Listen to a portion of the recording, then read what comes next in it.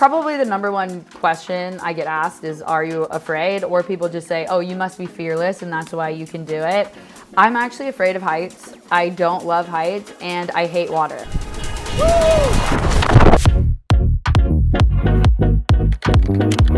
Yes, so cliff diving is a very unique sport, and I would say when I started, there wasn't a traditional route to doing it. There was no training facilities. Like, you literally would go with a group of people you met on Instagram and go jump off random cliffs to learn. So you really were like going out in the wild, traveling to the middle of nowhere, and basically hoping for the best.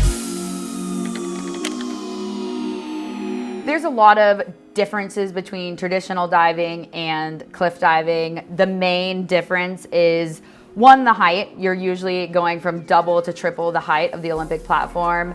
Two, you're landing on your feet always, not hands first. And then three, you're not always diving in a pool. You're diving in lakes, rivers, quarries, you know, anything, you name it, you're kind of diving into.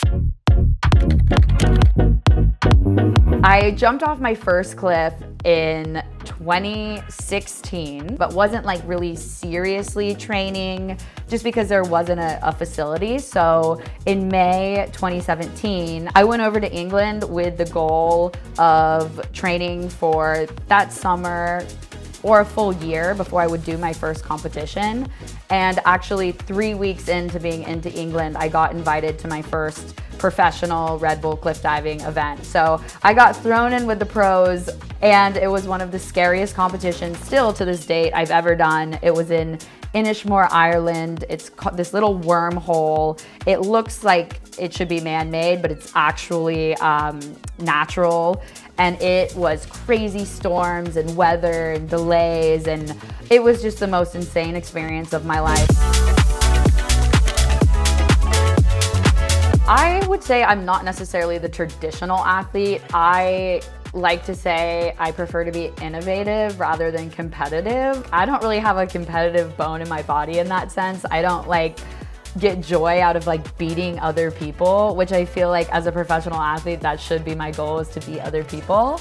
So for me, like a lot of my career, I've tried to focus on doing things other people haven't done. In my time, I've done a couple dives that no other women have done. I worked really hard. I did reach a point that I was #1 in the US for a good chunk of time and finished 3rd in the world. And that did feel amazing from a competitive standpoint.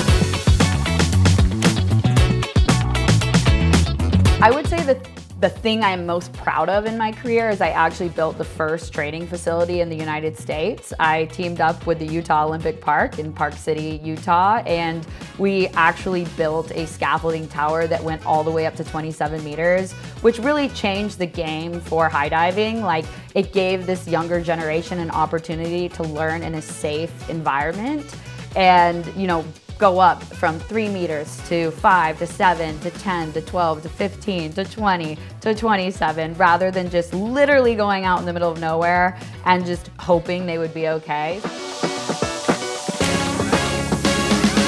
When I really started traveling for cliff diving and seeing things firsthand about how our environment was being damaged, I just felt like this calling to do something about it because no one else in the community was. And that's when I came up with the idea of the Clean Cliffs Project and leave everything better than you found it. Without these beautiful locations, we won't be able to dive. So I think it's super important to give back to the people and the places that are inviting you in to do the thing that you love.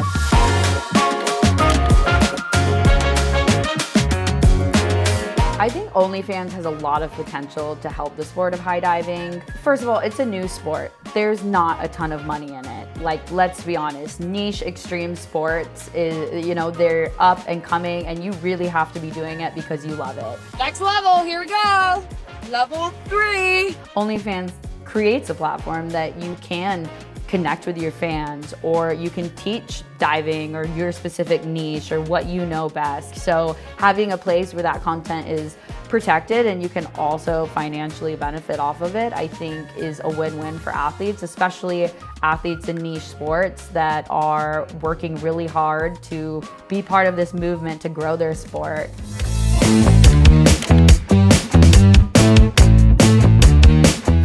OnlyFans has been awesome, and people that I would have never expected I get to chat with, like dive coaches from around the country have, followed the page, and we'll literally talk about their divers and certain dives they're working on and what advice I might have for their diver. There's so many different opportunities, and for other people, it's just fans that have been like, I've followed your cliff diving journey since the very beginning, and I just wanted to come support and watch your content, Stunt number 2, High Dive Global, Ellie Smart, Red Bull, OnlyFans. Just gotta get used to saying that one. I've definitely been testing out a lot of different kinds of content. Right now, I share Monday motivation. So I share a story from my cliff diving journey every Monday with kind of a life lesson and something I've learned along the way. So there's definitely that motivation. And it's just a place that I feel more comfortable being vulnerable and being myself. So it's nice to have a community where you can be vulnerable and connect and share what's going on in your life. I would just say to my fans and subscribers, thank you so much. Without you guys, I wouldn't be able to keep doing what I love and what fills my cup up. And I'm so appreciative to everyone who's been part of this journey, because yeah, I might be the only one standing up on that platform doing the dive, but without the support and the community, it wouldn't be worth it to me. So it's really all of the people in my corner that I've gotten to know, whether it's in person or literally just online, that have made this whole experience so much more special for me. So thank you, really is all I have to say.